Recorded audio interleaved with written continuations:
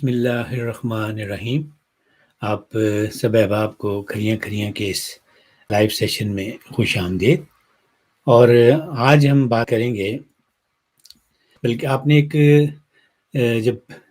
بہت عرصہ پہلے جب یہ کوکنگ آئل اور اس طرح کی یہ پروڈکٹس جو ہیں یہ متعارف نہیں ہوئی تھی، تو اس وقت تلو گھی، ڈالڈا گھی، ان سے جو ہے کھانے بنائے جاتے تھے اور ان کی بڑی مشہوری تھی۔ اور ڈالڈا گھی تو اتنا زیادہ مشہور تھا کہ ان کا ایک سلوگن تھا کہ جہاں مامتا وہاں ڈالڈا۔ اب آج اسی سلوگن کے حوالے سے میرے ذہن میں ایک نیا سلوگن آیا ہے کہ جہاں کمائی وہاں ڈھول سپاہی۔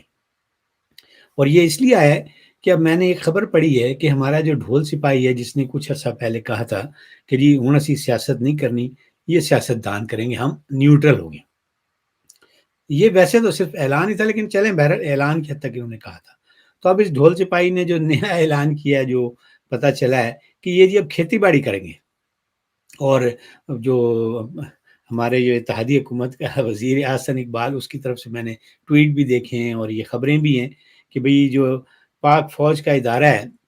اس نے ایک جدید ترین system land information management system بنایا ہے، اور اب اسے جو ہمارے زراعت جو ہے اس میں انقلاب آ جائے گا۔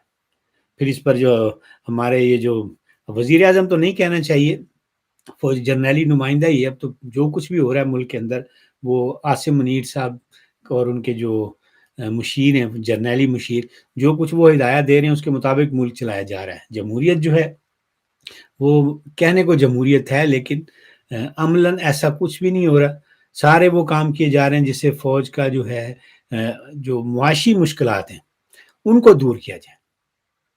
جو عمرانی مشکلات تھیں اس پر تو انہوں نے قابو پا لیا ہے، عمران نیازی کا تو انہوں نے مکو ٹھپ دیا ہے۔ اب ان کو بہت ساری معاشی مشکلات ہیں ہماری فوج کو، کیونکہ بہت بڑی فوج ہے اور اس سے کہیں کے زیادہ خرچے ہیں۔ اب پہلے ان کو خرچے جو تھے وہ سارے ہمارے افغانستان میں کچھ نہ کچھ ہوتا رہتا تھا، تو ڈالروں کی جو ہے وہ بھرمار ہوتی تھی، تو ان کو کوئی پرواہ نہیں تھی، اس لیے سب کو برابر وہ کھلے ڈلے ڈالر ملتے تھے، اس لیے یہ مزے ہر کوئی مزے کر رہا تھا۔ کوئی بلوچستان کے بارڈر پہ بیٹھ کے کما رہا ہے، کوئی کراچی میں بیٹھ کے جو ہے لینڈ مافیا کو نچوڑ کر جو ہے، یا سمندر سے جو ہے وہ جو کسی نہ کسی طریقے سے پیسے جو ہے وہ نکال رہا ہے۔ تو ہر جگہ انہوں نے کوئی اسمگلنگ کروا کے جو ہے اپنے پیسے پورے کر رہا ہے، کوئی جو ہے ادھر دوسرے بارڈر پہ بیٹھا ہوا ہے، ان ہندوستانی بارڈر پہ سے پان اور چھالیاں، یعنی کہیں نہ کہیں سے ان لوگوں کو جو ہمارے جرنیل تھے ان کو ادھر سے پیسے آتے تھے، پلس جو باہر سے ڈالر آیا کرتے تھے، تو وہ جو باہر والا فلو ہے وہ بالکل یوں سمجھ لیں کہ نہ ہونے کے برابر ہے۔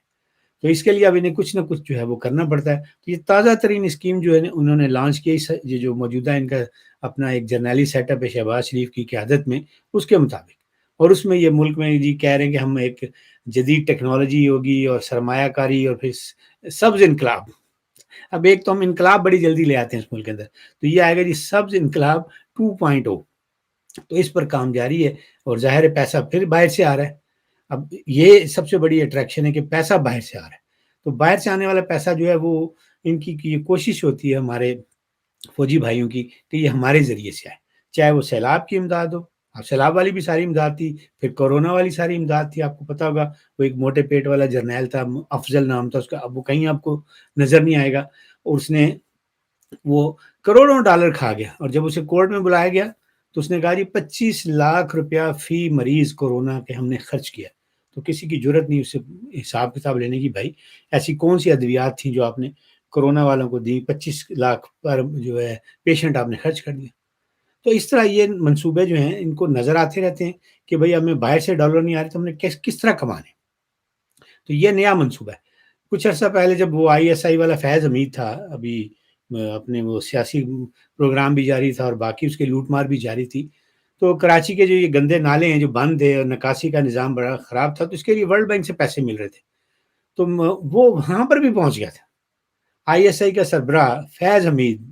3 اسٹار جنرل، گندے نالے صاف کرنے کا کام ہو رہا ہے، چونکہ ڈالر آ رہے ہیں تو وہاں کراچی میں وہ بیٹھا ہوتا، سوشل میڈیا پر دیکھ لیں اس کی تصویریں، وہ میٹنگ میں بیٹھا ہوا، تو ڈالر کی خوشبو جہاں سے آتی ہے یہ وہاں پہنچ جاتے ہیں۔ تو اس دفعہ ڈالر بھی آ رہے ہیں اور ریال آ رہے ہیں، کیونکہ یہ جو ہمارے مڈل ایسٹ والے ممالک ہیں ان کے پاس تو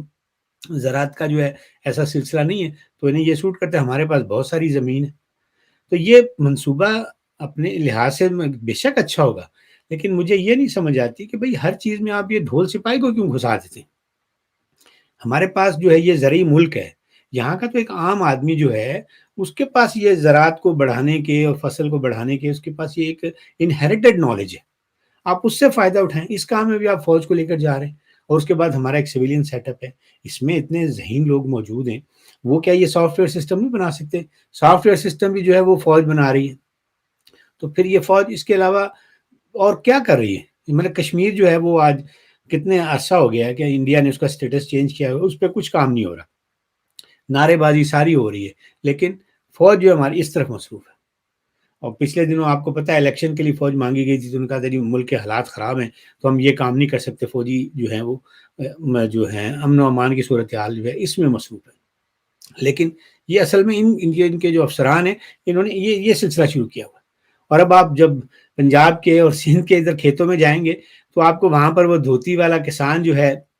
یا دوسرا وہ نہیں نظر آئے گا، وہاں پر بھی آپ کو لانس نائک اور حوالدار اور یہ لوگ ہی نظر آئیں گے۔ تو ہماری زراعت جو ہے وہ بھی اب ان کے حوالے ہوگی۔ مجھے وہ اپنے بچپن کا یاد آ رہا ہے کہ اس وقت ریڈیو جب سنا کرتے تھے تو ایک دیہاتی پروگرام ہوتا تھا، جس میں دیہاتی بھائیوں کو جو ہے مختلف ٹپس دیے جاتے تھے، اور ان کا جو ہے بہت ساری ان کو جو کھیتی باڑی کے حوالے سے بھی اور کچھ ہلکی پھلکی باتیں کی جاتی تھی۔ اور پھر اس کے بعد ایک فوجی پروگرام ہوتا تھا، جس میں پھر فوجی بھائیوں کے لیے گیت گانے کا پروگرام ہوتا تھا، ان کی چٹھیاں پڑھی جاتی تھیں اور گانے سنائے جاتے تھے۔ تو یہ دو علیحدہ علیحدہ پروگرام ریڈیو پر ہوا کرتے تھے۔ تو اب تو مجھے ایسا لگ رہا ہے کہ یہ پورا ملک جو ہے یہ فوجی پروگرام کے تحت چل رہا ہے، دیہاتی پروگرام بھی ختم ہو گیا اس میں، اور یہ جو شہری پروگرام ہے یہ بھی ختم ہو گیا۔ جو کچھ ہو رہا ہے وہ فوجی پروگرام کے تحت ہو رہا ہے۔ یہ جو اب زمینوں کا سلسلہ بھی آپ دیکھ لیں، اور اب یہ زمینیں اب ان کو یہ پتہ چلا ہے کہ جی یہ زراعت کے لیے کام آ سکتی ہیں، ان میں جدید فصلیں اگائی جا سکتی ہیں۔ پھر بھائی کل کی بات ہے، آپ نے لاہور کے ارد گرد ساری زمینیں جو ہیں ان کا بیڑا غرق کر دیا۔ زرعی زمینیں تھیں، ان کو آپ نے ہاؤسنگ کالونیوں میں تبدیل کروا دیا، ڈی ایچ ایز بنا دیے۔ ملتان میں کچھ عرصہ پہلے آپ نے دیکھا ہوگا کہ آموں کے باغات تھے، تو وہاں فوجیوں نے اپنی کالونی بنانے کے لیے وہ آم کے باغات جو ہے وہ ختم کروا دی، اور ہزاروں کی تعداد میں جو ایک پھل دینے والا ہمارا درخت ہے، اور ایک ایسا پھل جو کہ ہمارا ایکسپورٹ بھی ہوتا ہے اور بڑا مشہور ہے، پاکستان کا تعارف ہے جو اچھا آم ہوتا ہے، تو انہوں نے صرف اپنی وہ زمینیں حاصل کرنے کے لیے، کالونی کے لیے، وہ آم کے پیڑ جو تھے وہ ختم کروا دیے۔ تو پہلے تو انہوں نے ساری جتنی ایگریکلچر لینڈ تھی شہروں کے ارد گرد اس پہ قبضہ کیا اور پاکستان کی زراعت کو نقصان پہنچایا۔ پھر ملک ریاض کو انہوں نے جو ہے، آپ کو پتہ ہے کہ اس کی کمپنی میں سارے جو ہیں وہ جو جرنیل ریٹائر ہوتا ہے وہ اگر باہر نہ جائے تو ملک ریاض کی کمپنی میں اس کو نوکری دے دی جاتی ہے۔ تو اس ملک ریاض کے بحریہ ٹاؤن کے ذریعے انہوں نے بے شمار جو زرعی رقبہ تھا اس کا بیڑا غرق کیا، اور اس کے اندر ان پر قبضے کیے، یا پھر تھوڑے بہت پیسے دیے کسان کو اور اس پر بھی قبضہ کر لیا۔ تو یہ سارا کچھ کرنے کے بعد اب جو تھوڑی زمین بچ رہی ہے تو اس میں کسانوں کو یا ان کے جو مالکان ہیں، جو جاگیردار یا وڈیرے جو بھی اس کو ان زمینوں میں ہل چلا رہے ہیں، آپ ان کو قرضے دیں، ان کو ساری یہ ٹیکنالوجی دیں کہ وہ اس پر کام کریں، نہ کہ آپ فوج کو اس معاملے میں جو ہے وہ لے کر جا رہے ہیں۔ لیکن بات پھر وہ یہ کہ چونکہ ڈالر نہیں آ رہے تو اب کیا کیا جائے؟ پیسہ تو چاہیے۔ اب وہ ایک جنرل جو ہے وہ اس نے جزیرہ خریدا، پھر دوسرے نے پاپا جونز کی فرنچائز لے لی پوری دنیا میں، تو یہ جو باقی ہیں ان کی بھی رالیں ٹپکتی ہیں کہ یہ ساڈا کی قصور ہے، ہماری باری آئی تو یہ ڈالر آنے بند ہوں گے تو ہم کیا کریں؟ تو اس طرح کے پروگرام جو ہیں وہ کر رہے ہیں۔ اب یعنی کہ پاکستان کے سارے ذرائع پیداوار جو ہیں وہ اب فوج کے قبضے میں چلے جائیں گے۔ آپ لوگ بس یہ ہیں کہ وہ سارا کچھ ان کے پاس جائے گا، اور اس کے بعد اس میں سے تھوڑا سا حصہ جو ہے لو جی پر ہیڈ جو ہے ہر فیملی کو کھانے پینے کے لیے دیا جائے گا، لیکن پہلے جو ہے اس میں سے فوجی بھائیوں کے لیے جو ہے وہ علیحدہ کیا جائے گا، پھر آپ کو دیا جائے گا۔ ایک صاحب کا میں دیکھ رہا تھا، انہوں نے تو کامنٹ کیا ہوا تھا کہ بہت جلد ایسا ہوگا کہ سمندر سے جو مچھلیاں پکڑنے والا جدید سسٹم ہے وہ بھی ہمارے فوجی بھائی متعارف کروائیں گے، بس نہیں کروائیں گے تو آزاد کشمیر جو ہے اسے آزاد نہیں کروائیں گے۔ تو یہ ہر کچھ عرصے کے بعد کوئی نہ کوئی نئی ڈگڈگی بجانے آ جاتے ہیں کہ ہم یہ کریں گے، ہم وہ کریں گے۔ ضیاء الحق آ گیا تو وہ اسلامی انقلاب لے کر آ گیا تھا، مشرف جو ہے اس نے ایک کیا کہتے تھے، کون سی ماڈریشن وہ کہتا تھا، بہرحال مشرف نے بھی اسی طرح کی ایک ٹرمنالوجی کی تھی اور کہتا تھا سب سے پہلے پاکستان۔ تو باجوہ آیا، اس نے نیا پاکستان بنانے کی سلسلے شروع کر دیے، اور یہ عمرانی منجن بیچا. اور یہ صاحب جن کو ہم کہتے ہیں یہ حافظ قرآن ہیں، انہوں نے آتے کہا جی اب سیاست میں کوئی حصہ نہیں لینا، تو انہوں نے جو ہے وہ زرعی انقلاب والی بات شروع کر دی. اور یہ افسوس کی بات تو یہ کہ جو ہمارے یہ جو سیاسی حکمران ہیں، یہ ان کے ساتھ جو ہے بالکل اس طرح لگ جاتے ہیں کہ جیسے ان کے پاس نہ کوئی ویژن ہے نہ کچھ ہے، بس جو کچھ ہے وہ فوج کے پاس ہی ہے. انہی کو جس طرح وہ چاہتے ہیں اس کے مطابق پالیسیز بناتے ہیں، اور انہی کے مطابق جو ہے یہ اپنی حکومت چلا رہے ہیں. تو یہ کام جو کرنے والا تھا، یہ اس میں جو فوج کی جو مداخلت تھی، یا ان کو یہ ان کا بینر لگانا، یہ بالکل غیر ضروری تھا. ان کے پاس ایسی کوئی ایکسپرٹیز نہیں ہے. وہ تو پہلے بھی انہوں نے ہمارے یہ جو زرعی رقبے اتنے ان فوجی جرنیلوں نے قبضہ کر رکھے ہوئے ہیں، جو کہ عام لوگوں کے پاس ہوتے تو زیادہ جو ہماری زراعت جو ہے وہ ترقی کرتی. یہ خود تو یہ لوگ بیٹھے رہتے ہیں، کوئی باہر ہے، کوئی اسلام آباد میں، اور مختلف علاقوں میں انہوں نے زرعی رقبے جو ہیں وہ ان پہ قبضہ کیا ہوا ہے، اور وہاں کا جو حاری اور کسان ہے اسے کچھ بھی نہیں ملتا اس سے. تو یہ موجودہ حکومت جو ہے، اس کا بہت ہی جو ہے غلط مجھے لگتا ہے کہ انہوں نے یہ پروجیکٹ شروع کیا ہے. اور اگر فوج کو پیسے نہیں مل رہے تو اس کے لیے وہ اپنا جو کوئی ایسا نظام پیدا کریں کہ جس میں جو اپنی غیر ضروری جو ان کے اخراجات ہیں ان کو کم کریں،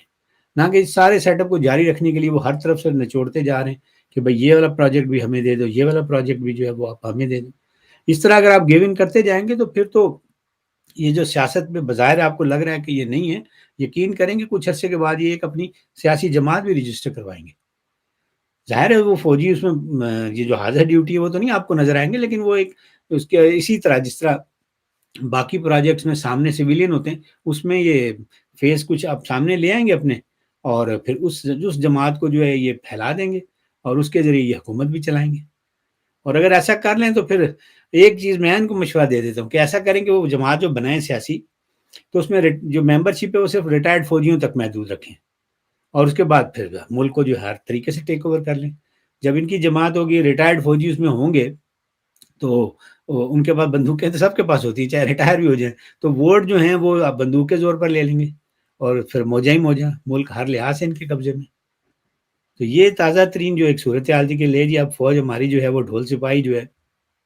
وہ پہلے سیاست کر رہا تھا، تو اب جو ہے وہ سیاست کے ساتھ جو ہے وہ کھیتی باڑی کرے گا. اور ہم سب پاکستان کے عوام جو ہیں وہ بس کیا کریں گے، وہ ان کے جو ان کی طرف سے وہ جس طرح آرڈر ملتا ہے، بس اپنے رنگروٹوں کو آرڈر دیتے ہیں کہ بھائی دائیں موڑ بائیں موڑ. عوام جو ہے وہ، اور عوام کیا، یہ سیاست دان بھی بس دائیں موڑ بائیں موڑ، فوجی جو آرڈر آئے گا اس کے مطابق کام کریں گے، اور یوں یہ ملک جو ہے وہ چلے گا. بہرحال افسوس کی بات ہے کہ یہ حکومت جو ہے بجائے خود کچھ کرنے کے،